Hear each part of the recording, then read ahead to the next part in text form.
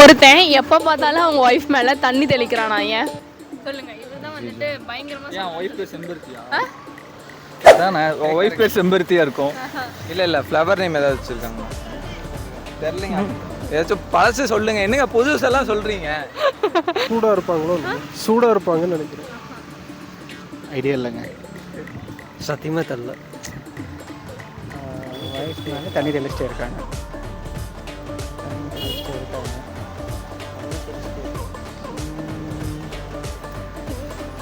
தூங்கிட்டே இருப்பாங்க. ஒய்ஃப் மேலே தண்ணி தெளிச்சிட்டே இருப்பாங்க. தெரியலைங்களே. அவங்க தூங்கிட்டே இருப்பாங்களா? இப்போ இருக்கிறவங்களாம் எங்கள் காலைல 6 மணிக்கு எந்திரிக்குதுங்க. புருஷங்காரன் தான் காலைல எந்திரிச்சு இது பண்ணுறேன். இவங்க ஆல்ரெடி தண்ணியில் தான் இருக்காங்கன்னு எனக்கு டவுட்டாக இருக்குது. நீங்கள் எந்த தண்ணி கேட்குறீங்க? ஒருத்தவங்க ஏன்னா கோவத்தினால கையை வச்சுக்க சொன்னாங்க. பார்த்துக்கணுமா ஒய்ஃபை? வேற லெவல்.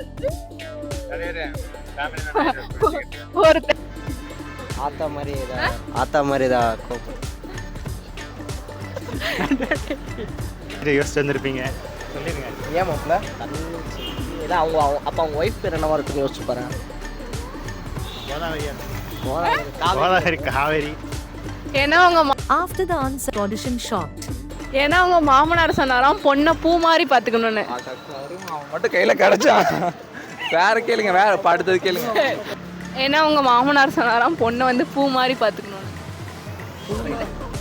தண்ணி தெளிச்சுட்டு மாமனார் சொன்னாராம் பொண்ணை பூ மாதிரி பார்த்துக்கணும்னு. அப்போ காம்பை கிளியர் வேற. ஏன்னா அவங்க மாமனார் சொன்னாராம் பொண்ணை பூ மாதிரி பார்த்துக்கணும் அப்படின்னு. ஓ, பூனா தண்ணி